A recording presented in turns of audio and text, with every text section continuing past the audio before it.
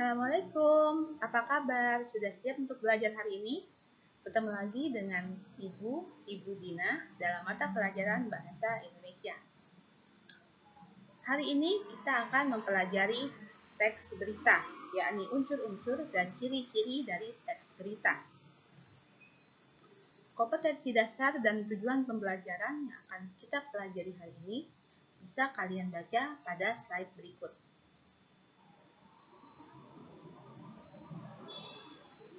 Oke, sudah siap? Kita mulai ya pembelajaran hari ini. Berita. Apa itu berita? Teks berita adalah teks yang melaporkan sebuah kejadian, peristiwa, atau informasi mengenai sesuatu yang telah atau sedang terjadi. Disajikan melalui bentuk cetak, siaran, atau dari mulut ke mulut kepada orang ketiga atau orang banyak. Berita dapat kalian temukan di surat kabar, koran, majalah, televisi, dan juga radio. Unsur-unsur dari teks berita. Unsur-unsur dari teks berita kalian ketahui sebagai adik simbah atau 5W1H. Apa itu adik simbah? Adik simbah ialah apa, di mana, kapan, siapa, mengapa, dan bagaimana. Apa ialah apa topik yang sedang diperbincangkan dalam berita. Apa masalah yang diangkat di dalam berita. Di mana ialah tempat kejadian di mana suatu peristiwa atau suatu kejadian di dalam berita terjadi. Lalu kapan ialah waktu saat suatu kejadian yang diperbincangkan dalam berita itu terjadi. Siapa adalah pelaku di dalam sebuah peristiwa?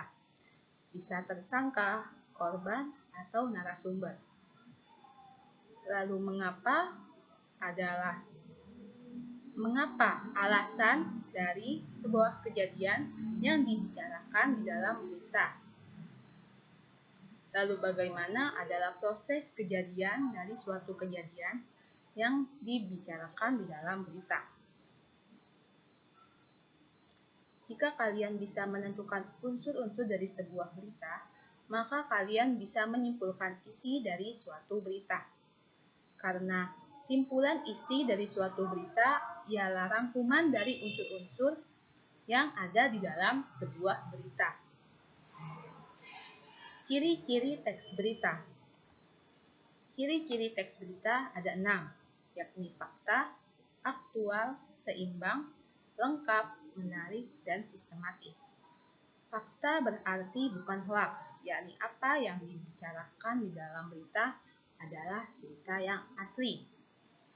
Lalu faktual adalah terkini, yakni apa yang sedang dibicarakan di dalam berita baru saja terjadi atau sedang terjadi.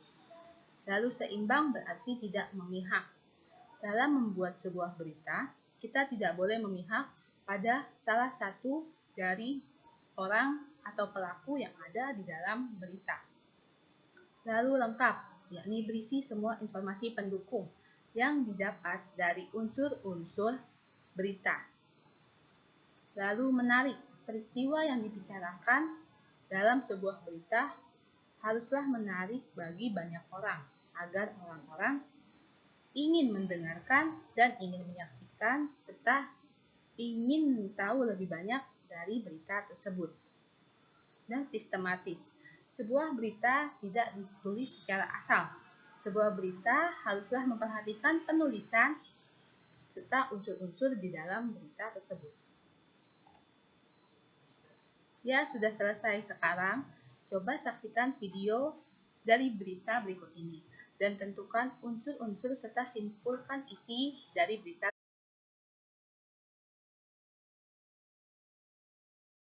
Pada masa PSBB transisi, Provinsi DKI Jakarta mengalami lonjakan kasus COVID-19 yang cukup signifikan dalam seminggu belakangan.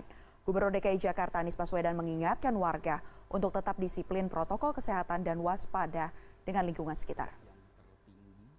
sejak kita menangani kasus di Jakarta. Dalam seminggu terakhir, Provinsi DKI Jakarta mencatatkan 3 kali rekor tertinggi dalam kasus harian COVID-19. Tanggal 12 Juli menjadi yang tertinggi sejak kasus pertama ditemukan, di mana tercatat 404 kasus baru COVID-19 yang terkonfirmasi. Selama pemberlakuan PSBB transisi, angka dari positivity rate Jakarta selalu berkisar di bawah 5%. Namun hari ini angkanya melonjak 2 kali lipat menjadi 10,5%. Gubernur DKI Jakarta Anies Baswedan pun mengingatkan masyarakat Jakarta untuk tetap disiplin menerapkan protokol kesehatan dan juga selalu waspada terhadap lingkungan sekitar. Anies Baswedan juga meminta masyarakat untuk dapat menjalani pelonggaran yang diberikan ini secara bijak.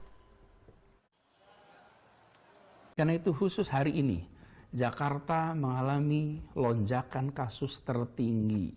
Saya ingatkan kepada semua, jangan sampai situasi ini jalan terus sehingga kita harus menarik rem darurat atau emergency brake. Bila itu terjadi, maka kita semua harus kembali dalam rumah. Kegiatan perekonomian terhenti, kegiatan keagamaan terhenti, kegiatan sosial terhenti. Kita semua yang akan merasakan kerepotannya bila situasi ini berjalan terus. Bagaimana? Mudah bukan? Silahkan tulis jawaban kalian di kolom yang sudah Ibu sediakan di Google Classroom. Selamat mengerjakan!